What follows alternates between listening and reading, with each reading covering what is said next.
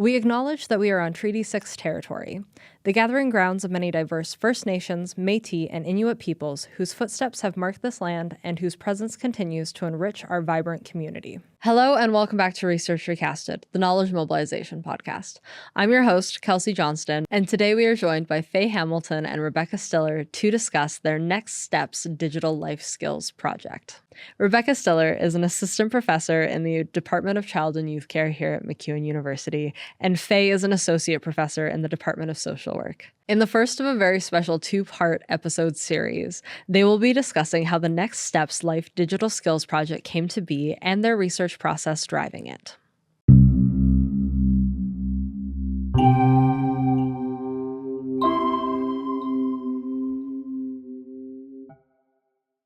Well, I want to thank both of you guys so much for joining us today and talking to us about your project. So I was hoping we could start off by getting you to kind of explain a little bit about your backgrounds.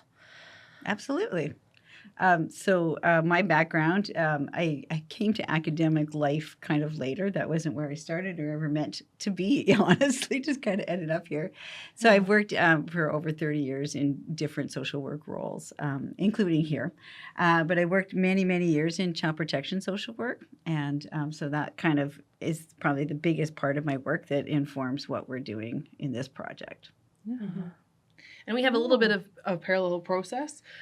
So like Faye, I didn't ever think I'd end up in academia. This wasn't my end goal. I graduated from the Department of Child and Youth Care here at MacEwan, the 4-year bachelor program. And then I was working in the field, same thing, working with, young people and families, largely in like community outreach and in nonprofit leadership. And then after I went back to graduate school, I ended up teaching sessionally at MacEwan, and that eventually culminated in working my PhD and this position, but it wasn't what I foresaw either. And like Faye, so much of my research work is really tied to the work I did in the field because those stories still stay with me. And so that's kind of where I think we can both hope to make the impact. Yeah. And neither of us, I would call us theoretical researchers. I would say we're both kind of interested in real world issues and applying kind of research to the work that people are doing and the people that we want to support. Yeah. Yeah. Okay, well, you both are currently working on a project, which is called the Next Steps project, which is why you're on this podcast today to talk about.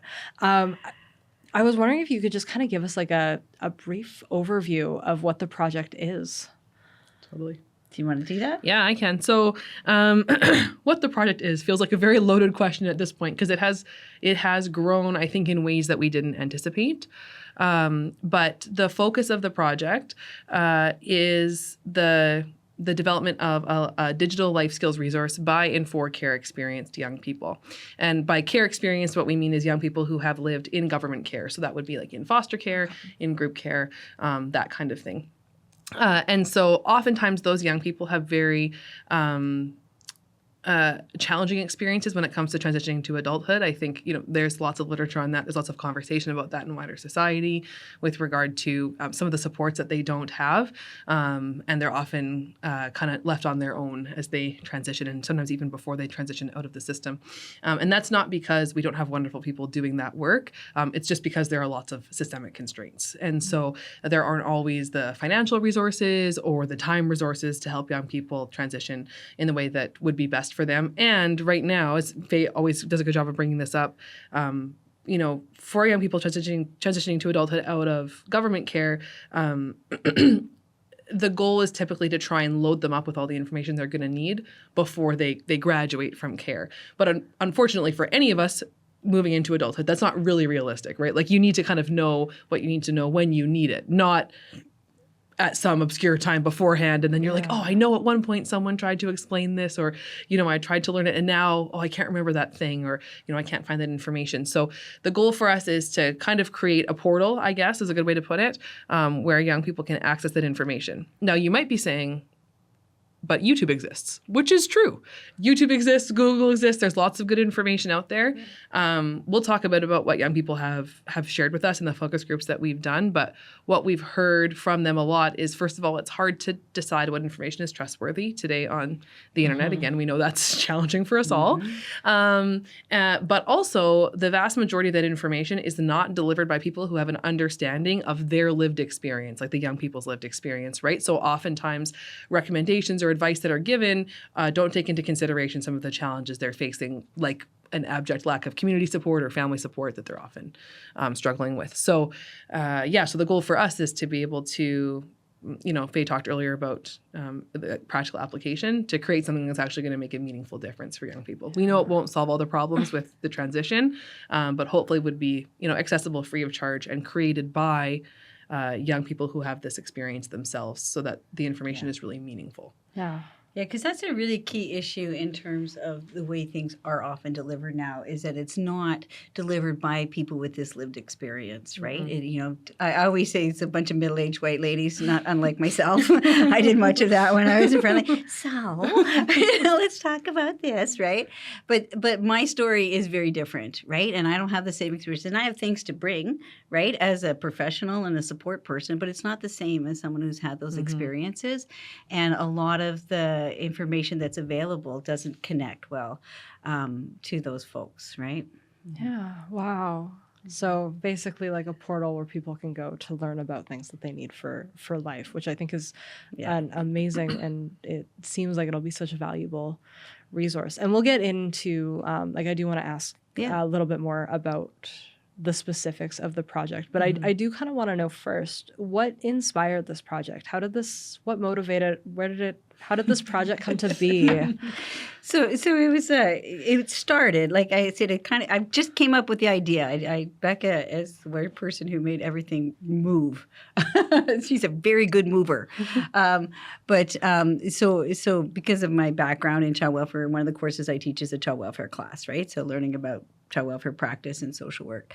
And so students were doing group presentations, and a set of students did a presentation on life skills and young people leaving care. So there's a lot of evidence and data that tells us really clearly that young people are not getting their needs met when they're transitioning from care by and large, right? So there's all these processes about how we have these arbitrary cutoffs, right? So you turn a certain age and your services are gone. And it's not a gradual process. It's not okay, we've got some time, and if you need support, come on back. It's nothing like that. It's like, here's the date, you're this age, you're done. Right? And the services are, and lots of community services operate that way too, in terms of arbitrary cutoffs, right?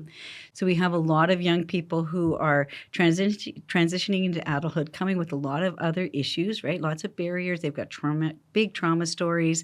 They've got big gaps in their learning and their education. And we know that this is a group of young people that are highly vulnerable to a lot of negative outcomes, massive negative outcomes. So, for example, they're the group of people who are the least likely to go to post-secondary and graduate from post-secondary of any group of people, controlling for any other fact. There's some data that shows 60% of homeless youth or youth experiencing houselessness have been in care. Right? So there's huge impacts. There's all kinds of information. There's stuff about, understanding as parents. And so if you've been in care, the chances, and you're a parent, the chances of your kids coming into care are much, much higher than anyone else's are, right? So really knowing that there's so many reasons to want young people to have good supports during transition and good access to life skills information at those periods of time, right? But also knowing that there's a lot of things that mean they don't get that. Right? So these systemic barriers that Becca was talking about, all those kinds of things. So my students are like, okay, we got to figure out how to get all this information into them. We're going to stuff their brains, we're going to put it all in there, and then off they go. And I'm a parent of adult kids, and I know really well that does not work, right? I keep telling stories on my poor daughter, but when she moved out, I swear to God, I taught her nothing. It was like nothing. Like she'd phone me every day with the silliest questions, right? About how do I clean this toilet? I can't get this thing, on and on, right? Every day, which was fine, right? Like that's my job. But I'm thinking about all these young people that don't have access access to that, right? And so kind of thinking about how could we make something that would be accessible, like low cost, low barrier. All you really need is access to some kind of a device that speaks to the experience of young people. So that's kind of where the idea came from. And then Rebecca and I connected at a research forum and got to sort of realize that we were on the same page with this and had the shared interest. Yeah, this is our shameless plug for ORS events, I guess, because that's where we connected. Yeah, and I think just to add on to that, we know that young people as well, when they have intersectional challenges. So when young people are young people of color, Indigenous young people who are part of the queer community who are also care experienced, they have stacked challenges, right? And just the young people we talk to, like they're so resilient, they're so wonderful, they are so generous and giving of their time to this project. We'll talk about that. We can't talk about the project without talking about them. And, sharing their expertise for the good of those who will come after them. And they really are dealt a very difficult hand by the system. So anything that we can do, I think something that Faye and I have both acknowledged is when we were in the roles working with young people who were in care, we often felt like what we could do was limited. And I know that there are stories we both still hold of young people who we couldn't help in the way that we wanted. And I think this project is really for them. Yeah. And just to your comment about the stacked things, like you talked about kind of all these, but there's also like a lot of the young people that we're supporting, we have supported, and we hope will be supported by this project are people with challenges like fetal alcohol spectrum disorder or things like that, or other learning differences, or like there's just a layer after layer after layer that I think really contribute to all of these pieces. And we've tried really hard to try to understand how all those pieces fit together. Yeah. So let's talk about that. Then, so you said the end goal is this user portal with life skills. What sort of life skills are you focusing on? Like what is kind of everything? Yeah, what a great introduction. Because we always say it's everything from like learning how to open a bank account to being a parent, right? To dealing with grief and loss. Like there's so many aspects of anything that's kind of about functioning as a human, an adult person in the world, really. Yeah, and we're looking at. We can talk about. I would say it might be helpful to talk about it this way. So. Our research has to do with both the content and the structure, so how we're delivering the information and what information we're delivering. So to your question, which is about what information, as Faye saying, it's like across a wide spectrum. Some of the things we might think that come to mind immediately are things like, finances, budgeting, cooking, cleaning, those kinds of things. And then there are also more nuanced kind of areas that really have come up clearly in our focus groups. Those are things like romantic relationships and safety in romantic relationships. Lots of young people have talked about not understanding what healthy relationships even look like, and so not realizing they're in an unhealthy relationship until years into it, and not really having like a real life models of that. We had young people talk about like young people who were actively unhoused at the time we spoke to them, who talked about the life skill that they were never prepared for is sleeping rough safely. They need information on that. They actually had access to the internet, but they didn't have access to anywhere to live. And so needed some information about those kinds of things, other resources. And so there's some of those kind of more the nuanced pieces. Some young people have talked about advocacy. So understanding, how to advocate for themselves in written form, verbally, how to navigate systems. Those are some of the pieces that aren't as obvious, but are really relevant for young people who have grown up often with a trauma history, often with lots of disruption, in their young life. And so, it's going to include a wide range. We're starting, and I'm sure Isabel and Jen will talk about this, we're starting with just a couple of topics, which will be chosen by our Youth Advisory Council, so that we can focus on those and develop some of the how, the structure, the formatting. But we hope to have a wide range of topics by the time it's done. Wow, yeah, because you had said adult children having to still call you, and like I'm in my 30s and I still call my mom to say literally I need help with do you know this. How to do this? Like an embarrassing amount. Yeah. Right. And my daughter sent me a meme that was like, I want to talk to my mom because I'm an adult, but my mom's a premium adult. Yeah. I need a premium adult. Yeah, we need to develop like a premium adult online that people can ask some of those questions. And that's what it sounds like to me, is you're like, it's like this online mom that people can go to, which I think is so beautiful. You talk a lot about speaking with the youth and these care experienced youth that need access to a service like this. How do you go about that research, like that part of it? Right. That's probably the biggest challenge of our initial data gathering, right? Because this is a group of young people that I think that, well, they're not asked a lot, right? A lot of people, I think, are kind of scared to ask. Like, there's a bit of a thing, I think, culturally in our communities about, young people who are in struggle are a source of fear. Or even just young people actually in general. Yeah, just that's adolescents. true. Yeah. Adolescents scare people. Yeah. It's really true.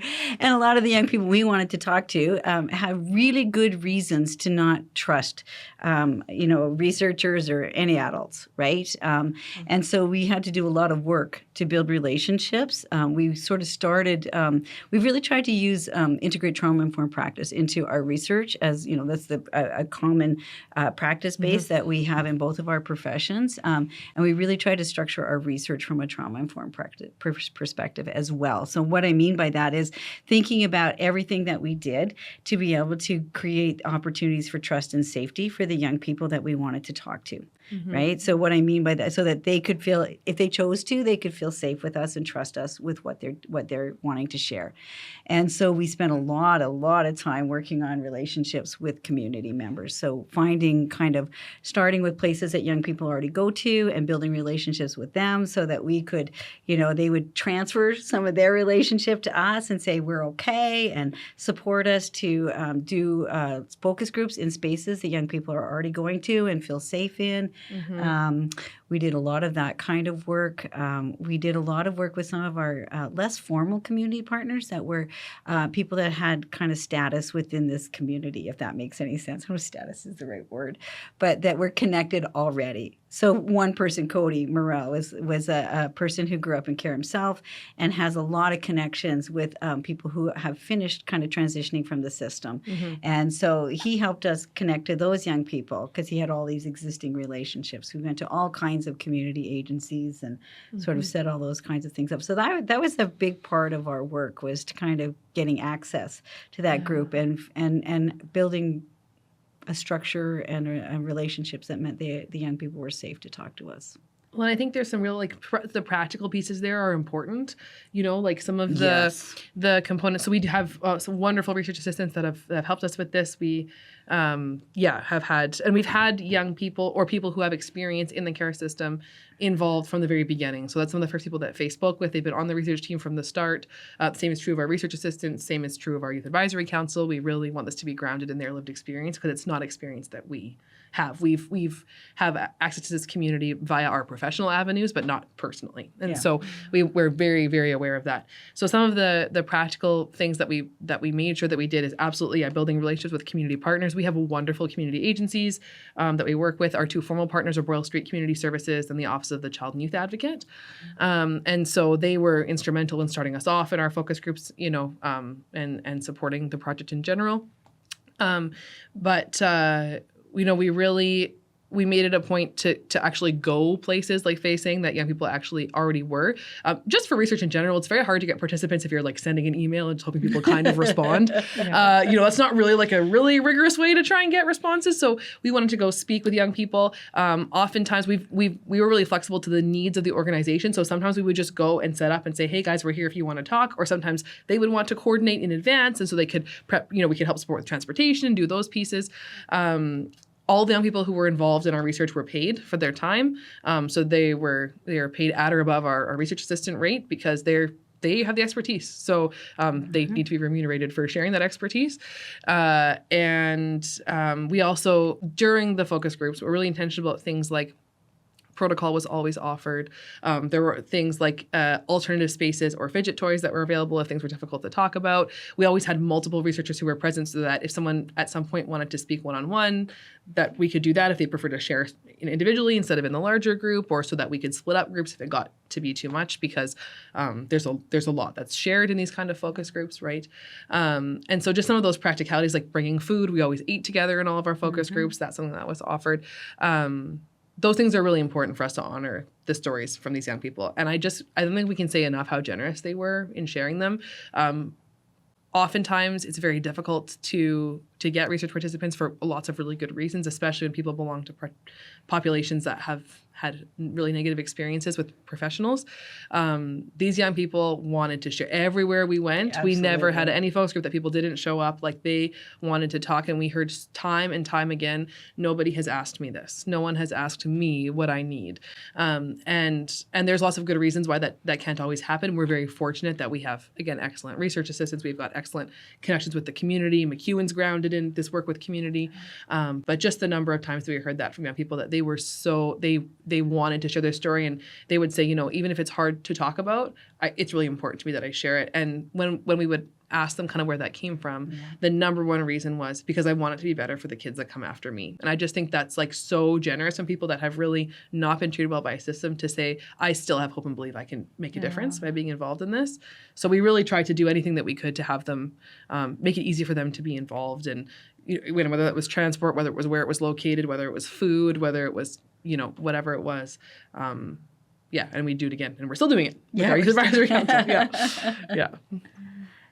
That is amazing. I'm getting a little emotional talking about that, because it's such beautiful work that you're doing, and we can really tell that you took a lot of care to make sure that these people were comfortable and had that space to This is share. the most important thing for us, right? Because that's what we needed. Right? We don't have those perspectives, then we really wanted to make sure we heard that. And it was really also important to us that the involvement in the research was not re-traumatizing, and it wasn't creating more harm, because that's obviously just an ethic that is central to our work. Right. The basis of your work seems like it's grounded in focus groups, and that's kind of been like your main focus. That's been our main method of data collection. We did do some individual interviews, and that was specific. So our first set of data was kind of more generic in terms of, we weren't looking at particular experiences people bring other than having been in care or involved with children's services in their lives. But then our second sort of set was trying to talk to people with some particular parts of their lives that we wanted to understand, how did that relate to their experiences learning life skills and how they want to learn life skills. So we talked to young people with the diagnosis of fetal alcohol spectrum disorder, FASD, and it was really clear from the people in their organizations that it would be more effective to meet with them one-on-one. And so we did individual interviews for that group of people, and we've offered that to any participant that wants to as well. Yeah, actually, technically, they can respond in a variety of ways. So they can take part in the focus group, they can sit in the focus group and write and give it to us written, they can email it, they can text it, they can voice record it, they can do it on an individual interview if they want, they can meet with us separately. But that's actually helpful. Our phase one collection of data was really, just as Faye said, generic. And then in the second one, we wanted to make sure that there were no groups of people that were kind of not being acknowledged, or where their unique experiences weren't being acknowledged. So, we held specific focus groups for young people who identify as part of the queer community, for young people who are Indigenous, for young people who have experiences with disability, just to make sure that, again, they had an opportunity to share, and their experiences weren't being glossed over in the results. Well, and also that we were able to use that information to build the resource in a way that's going to work for somebody who has that particular experience or diagnosis, right? Yeah. So building off of that, what kind of have you found as part of your data collection through these focus groups and interviews and all of that? Well, I think the first thing that we did learn really clearly is that, which just confirmed what we thought and supports what else is in the other literature, is that it's not a good process as it is. Right? That's pretty safe. We did not go to any focus group where they said, this actually is going great, and I have everything I need. That response did not come back. and actually what was interesting, that because one of the questions that we had to our ethics applications and all those kinds of things was thinking about, the emotional impact of having, and we're kind of talking about these kind of not a really emotionally weighted topic, but we find actually it often was, and it was around this particular issue of being left alone. Right? Not having the people and the guidance and the caregivers that they needed. And there was a lot of really huge grief there for young people when we got to those places, right? So we heard about how this hasn't worked well, how they felt alone, how when the people that we talked to we talked to people at different stages. Some people are currently involved in the system, some people were transitioning, some people had transitioned quite a while ago. And so, the folks that had already done that, we heard a lot of that kind of how sad it was and how hard it was to kind of go through life without those supports. So I think that was one of the first things that we learned is we're not wrong to think that another approach might be more helpful. And then you want to talk about what other things we learned in those ones? Totally. Yeah, I think it's important to say, too, we've got down people probably from 16 to, I would say, about 45. We're not gathering exact ages. There was a lot of consistency in their experiences. And so, you know, we had anticipated that there would be greater deviation, you know, different generations, people doing different things. And, you know, that was not the case. Lots of times the things that people, when they were in their 30s or 40s, said about their experience were pretty much exactly what the 16-year-olds were saying. Which was sad. Happening right now. That was a hard thing for us. Yeah. That it was still, nothing seemed to have really shifted over time. Well, and really, I think what we heard from them is that the big systemic pieces, like practice has shifted over time, but the big systemic pieces around cutoffs and funding, those have not changed, right? And so those really are key drivers of their experiences. Yeah. But as I mentioned before, we are kind of looking for two domains of information. So one of those was the content. So things like where they felt the gaps were, like things they actually wanted to learn, or, you know, ask them about times when they didn't know something. It would have been really helpful to know that in advance, or they couldn't figure something out or get good information about something. That's how we heard about things like the romantic relationships and things like finances, advocacy, mental health came up a lot. So we definitely heard about those things. Lots of the basics and lots of the kind of more like relational interpersonal components as well came out for young people. Not a surprise, because that's obviously really challenging when you, again, have often a trauma history, and you may have had lots of like relational disruption right in your early years. But I can speak to this framework that we kind of had developed, which is the structure. So we were also really interested in the how of the teaching and learning. So how do they learn best? And in particular, how do they learn best in a digital environment? Because again, it's a subgroup that's not often asked about these kinds of things. And so we wanted to know, like, down to kind of the nitty gritty, like if you need to know about this, like what website would you go to? When you search for something in Google, how do you choose what's the most reliable Google response? If you have an option between this, you know, something that's written and something that's in a video, which one do you choose? Why do you choose that? You know, do you need, you know, all those kinds of things. And so there's a couple things. I'll talk about a couple, and then Faye, you can pick up if you'd like. But the first one we heard is that they really need the information to be timely. So meaning they need it to be available when they need it, not in advance in some abstract time. So learning something when they were 16 that they don't need to learn 24, which is true for all of us, is not that helpful. You kind of, when you're like in that moment where you're like, how long do I boil an egg? That's when you need to know how long to boil an egg, right? Or when you're in that moment thinking, is this an abusive relationship? That's when you need to be able to think about that, you know, not back to the 6 years prior. So that's certainly one of them. Another key area they talked about is that they wanted to have autonomy in terms of what they were learning. That's where the digital environment made a lot of sense. So one of the challenges they talked about in the system as it currently stands is that oftentimes they don't really get to choose what life skill is most important. So like driving came up as an example a lot of times. So young people saying that's a life skill I really want to learn about, but that was for them linked as like kind of a reward for learning other life skills they weren't as interested in or didn't care about as much. And so we actually we had one person, I mean, it's actually a couple that talked about this idea of trading education for surveillance, and that when they're involved in the system, what they're trading for that support is people writing notes about their lives, generating all this information and data about their life, and that they're unwilling to make that sacrifice, which we were like, wow, that's really profound, which is true. That's what they do, especially as a young adult, that they stay involved, in particular if they have their own children. If they go to the system and say, I need help with this, what they're admitting is, I can't parent my own kid, I'm struggling with this relational, you know, whatever it is. And so often won't say that. And so they needed to be able to access what they need when they need it, and they also need to be able to access it on their own terms. So what they're interested in that moment, and be able to make choices about how they engage with that material.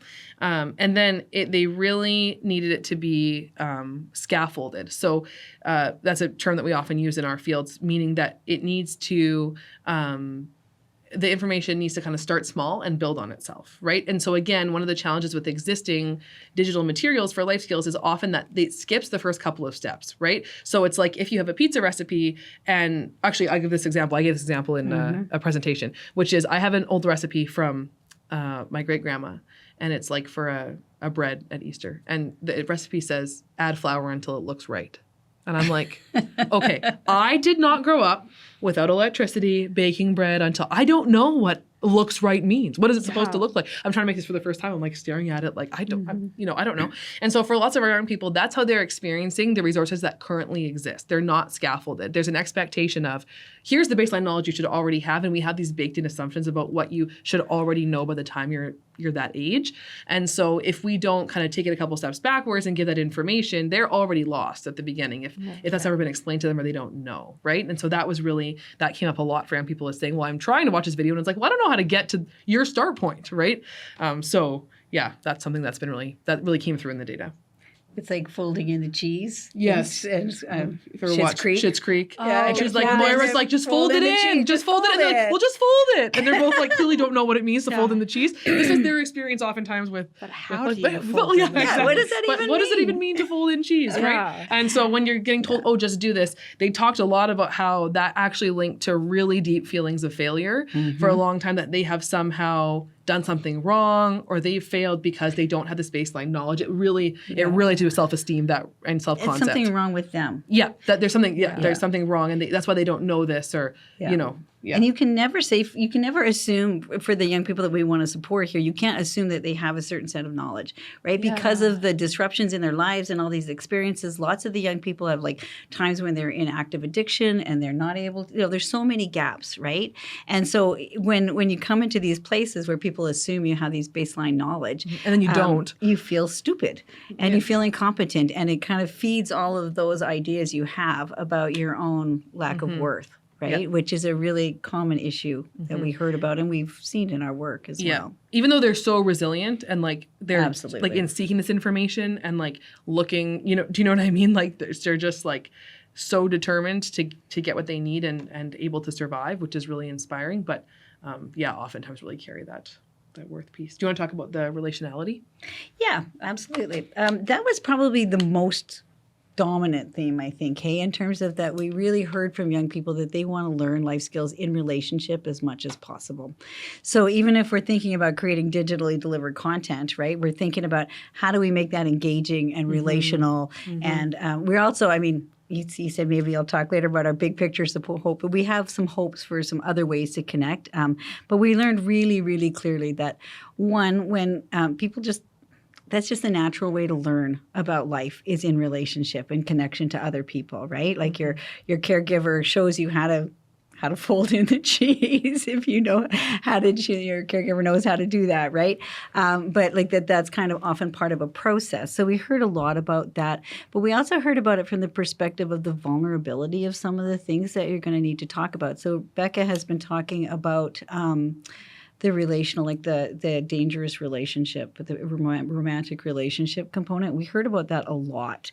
And we heard about that everything from this isn't really a healthy relationship to this is a harmful, abusive, dangerous relationship to people being human trafficked through romantic relationships, right? So seeing this as an absolutely huge kind of point in terms of knowledge and learning and vulnerability, right?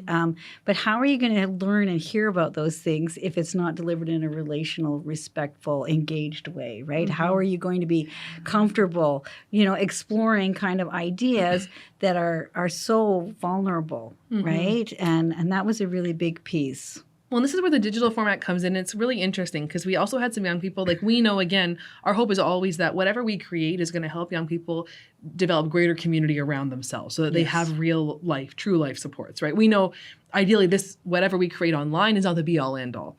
We heard from some young people who, because they have a lot of relational trauma, didn't actually feel safe asking for help from other people. And so we're interested in the idea of a digital resource because it felt safer to access at the beginning. And many young people who are already doing that, so who are using, there's a lot of big conversations about AI, that's a whole other conversation, but who are using, AI tools or other digital tools to actually, for example, practice calling the doctor's office in a way that they then wouldn't feel shame about because they can practice as many times as they want. And there's no, they can rewatch that video as many times as they want and, rehearse what they're going to say and then call. So they were already using it to bridge, some of their worries and their fears into like real life support. And so our hope is that our resource would be able to the website, the portal that we create would be able to help bridge that gap as well, to true to life resources. But there's also lots of relationality when we talk about the digital space, like even things like young people saying, I prefer blog style videos where someone says, come along with me and do this, right? They talked a lot about the way that information about life skills is often delivered is as though they're already doing something wrong or don't know something. And so when it's coming from a real top-down approach where it's like, I'm a professional, you're a young person. And again, there are so many wonderful professionals there who I know are not doing this. But I think when it's coming from the system, it's sometimes perceived that way regardless. And when you're an adolescent as well, sometimes it's perceived that way from adults regardless. And adults often do respond in that way, right? I know better than you. I know more than you. Here's what you need to know. And so they did share with us too that having, the engaging components around like say a blog style video or things written in less formal language, those kinds of things that are more accessible. Actually, it's not just about accessibility. It's about communicating that they have not done something wrong, that it's not a worth issue. They've not already failed, right? That became really important. Yeah. So we're really holding that in mind, and I'm sure Isabel and Jen will speak about that as well. Holding that in mind during the design process is that the how we deliver it is just as important as what it is that we're delivering. Yeah, and that makes a lot of sense. Like I would have never have thought to like think about it in a way that everybody's starting place is different. Mm-hmm. And the example is like the fold in the cheese and the add flour until it looks right. Makes a lot of sense because I also have family recipes that are vague. Yeah, at best. You're like, right? And sometimes it is hard to kind of figure out how to do that, and also for people to come to a space where they feel comfortable enough that somebody's not going to judge them. Exactly. And if I can add to that, because that's exactly one of the things that we've talked about, and we're hoping to kind of spend some time on is thinking about parenting, right? Because this isn't one that I really hold closely because, think it's just not the same to go to a parenting class when you have been in care, when you don't have a lot of supports, when you're maybe the only person looking after that child, right? It's not the same. I was a single mom myself, and I remember going to parenting classes, and there'd be these married women who were, I'm like, oh, just stop talking, right? Because it was just, they're complaining about their spouses working so much, and they're, and which is all very valid, but it didn't connect to me in my experience, right? And I didn't feel heard or seen in those kinds of processes. And when you think about judgment, right? There's so much judgment about how people parent and struggles, right? But it's really predictable that you're going to struggle as a parent if you haven't had the support. You've got a big trauma story. You've got all these things coming with you, right? And it's just not the same. And I really want to create a space where people can talk about that in a safe way. They're not being judged. It's okay that it's hard. It's okay. Like, can you talk about, I lost my temper and I use physical discipline, right? I'm trying not to replicate the patterns of my family, and that's incredibly hard. And other people might not get that, right? They might not know what it's like to try to be a parent when you've had those experiences. Yeah, and I think it makes a lot of sense taking it into this digital space because it does offer a little bit of like anonymity. Yes, a little more safety, like when you've had bad experiences. Yeah. Right, exactly. But it's also a resource that they can trust because you had mentioned a little bit before that there's so much information out there right now that how do you know? And we will for sure get more into that digital space and everything when we talk totally. In our next episode with Isabel and Jen about that. And okay, so just to kind of not move along, but kind of. I was going to ask about the challenges that you guys had faced, but you had kind of brought that up. Is like one of the biggest challenges is access. Yeah. Right. Were there any others that you kind of found along the way? I think certainly access was a big challenge. We did have a few interesting experiences doing doing focus groups with young people who might be really dysregulated or have different diagnoses that would really impact their ability to be attending to those experiences. We made one big boo-boo. We were doing, we do, as Rebecca said, we pay any participants that were part of that, and we're really upfront about that and really clear why we do that and why it's important. But we did one at a kind of a drop-in place, and we made the mistake of giving our gift cards right at the beginning.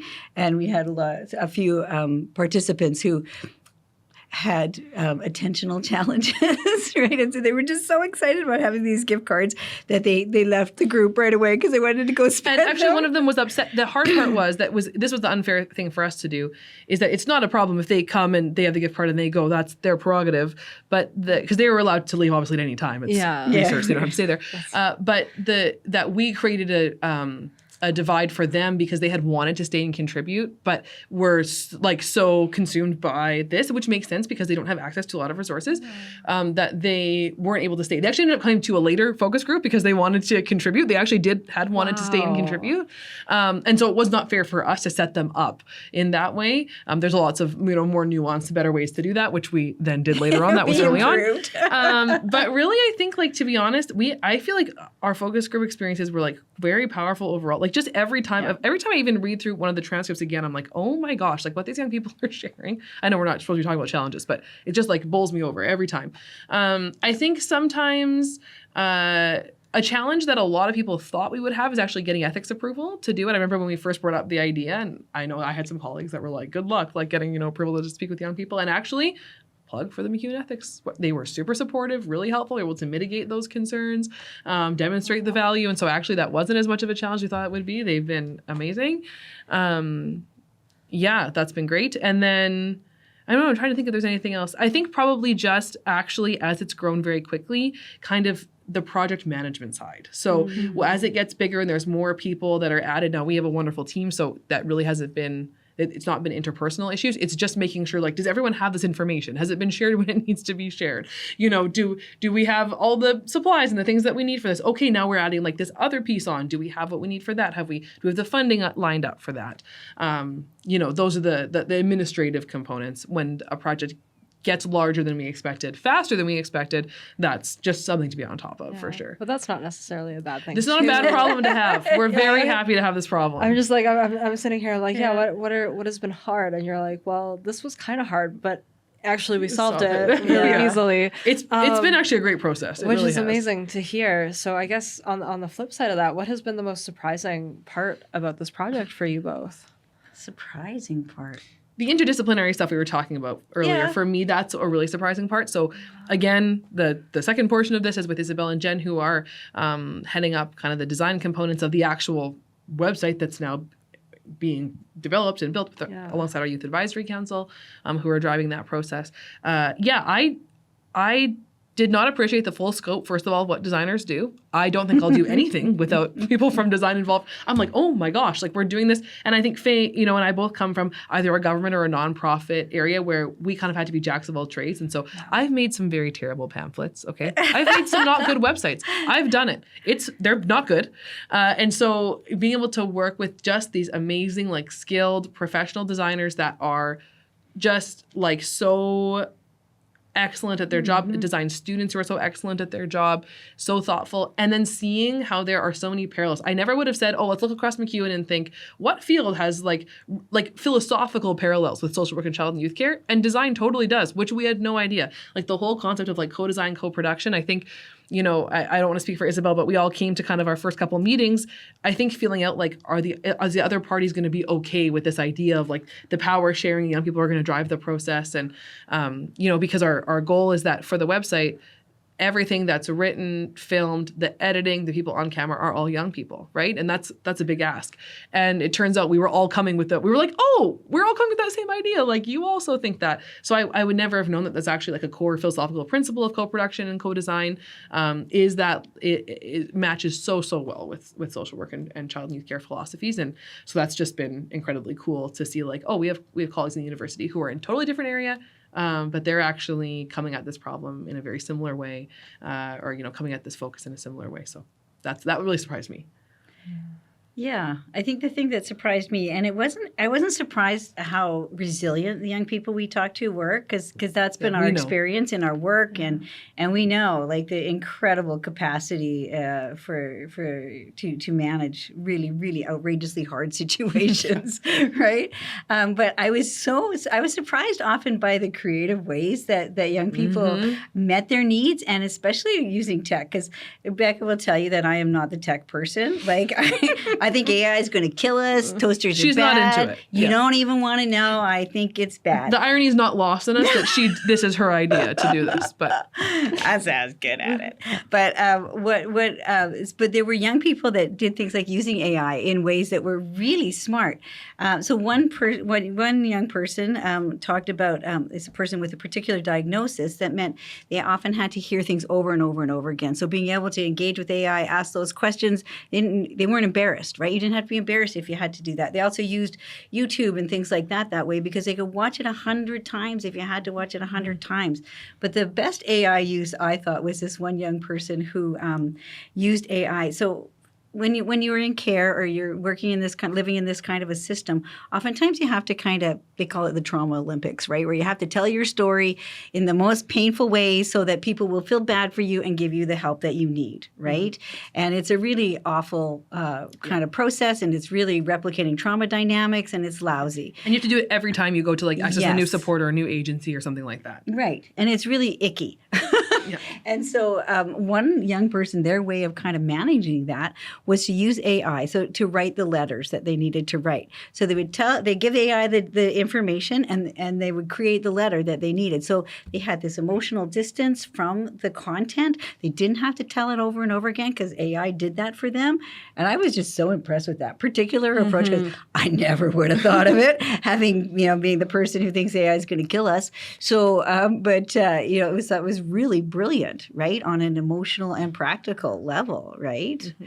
Yeah, it's amazing what people can come up with when they're in situations that require it. It's unfortunate that they have to be put in those situations. I don't want to discredit it, but it's actually quite inspiring how creative they can be when need be. Well, and these are the things that we hope to capture in this resource is that you're right. We would never hope a young person has the experiences that require them to figure out how to tell their traumatic story again and again and again in a less damaging way.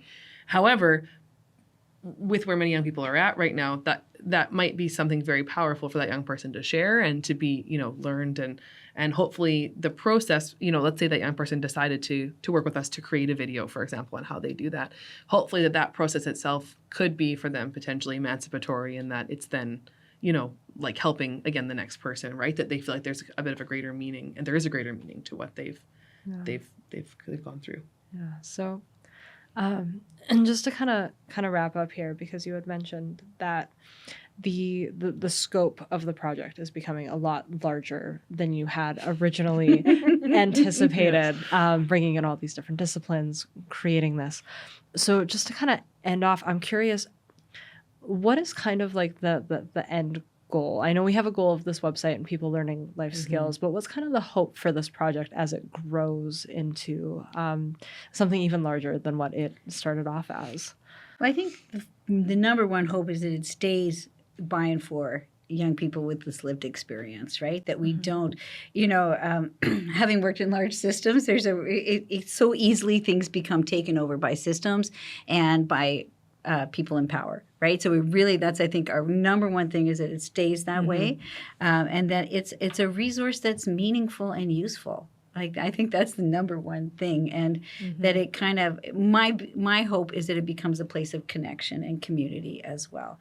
So that whatever that looks like, we haven't figured that out, but that there's ways for young people who are isolated or not getting the support they need to connect to other young people. I don't know what your hopes are. Well, that links a little bit to our community partner, Boyle Street Community Services, because the hope for some of our work together is that this would form part of their youth hub for their youth and care network, so would contribute to wider communities of young people who are care experienced. I think something else that we really hope is that, again, provided it stays by and for care experienced young people, that there would also be opportunities for it to shape practice and to shape the learning of students. So because we're located in a university, if we often talk about the miracle question in our field, if you had a magic wand, you could make it happen. That we would have the resource that would be meaningful, that it would be led by young people at every stage, and that we would have opportunities for community members and students to be involved in that work. We've got some of that starting with some video students and some design students working in tandem with students or former students from child and youth care and social work and with young people to start creating some of the content. Our goal would be that, I think our best hope would be that process could expand because there's so much value bi-directionally for our students to be working with young people who have care experience. First of all, for the students in all different disciplines to better understand their experiences, whether that's nursing, whether that's business, whether, in our field, social work and child and youth care, in design, but also for the young people who are involved, that they also get to have access to and explore these different careers, these different ways of being, and that for them it's also a benefit to be, engaged with students and professionals in fields that are not just helping fields, but that, kind of are across the university. Lots of times we always see, lots of the times the young people that we spoke with, most of the professionals that they know are social workers or child and youth care practitioners, right? They may not get to know designers or nurses or, what have you. And so we really see the benefit both ways. So I think, again, from the teaching lens, our goal is that our students would benefit as well. But yeah, of course, it remains centered on the young people themselves. Yeah, but build some capacity in areas like disciplines where you may not, like in our world, working with this group of people is really common, right? But there's a lot of areas where that's not common and people don't have a comfort or the skill set. So we also see that as a hope in terms of students in other disciplines as well being connected. Yeah. But I think we're sort of starting this project thinking about kind of a local perspective. So that we think about how do you get your driver's license? Well, how do you get your driver's license in Alberta, right? As opposed to anywhere, we're not looking at the whole country. But I think kind of, maybe at some point that might broaden, right? We might have a resource to support other areas to kind of build this or add on to ours, or we don't know what that would look like, but kind of seeing that as well. Yeah. Wow. Well, I'm really excited to see where this goes. I'm also excited to learn more about the design process in our next episode. But I did want to say thank you to both of you, Faye and Rebecca, for coming on and talking about this with us today. No, we're really happy that you wanted to, because we really care deeply about this. We say all the time, this isn't an academic exercise. This is our hearts. These are kids that we have known and cared for and loved in our practice and our work, and we really just want something better, Yeah. No. Thank you. Well, that's all we have for today's episode of Research Recasted. Make sure to stay tuned for part 2, where we will be joined by Dr. Isabel Sperano and Jennifer Danko to discuss their contribution to this project. If you want to support this podcast, you can visit Research Recasted on your favorite podcast platforms to find new episodes every 2 weeks. Also, don't forget to check us out on Instagram at Research Recasted, where you can leave us a like, give us a follow, or send us any follow-up questions you have from today's episode. This has been Research Recasted, the Knowledge Mobilization Podcast, brought to you by the Office of Research Services and the Faculty of Fine Arts and Communications at MacEwan University.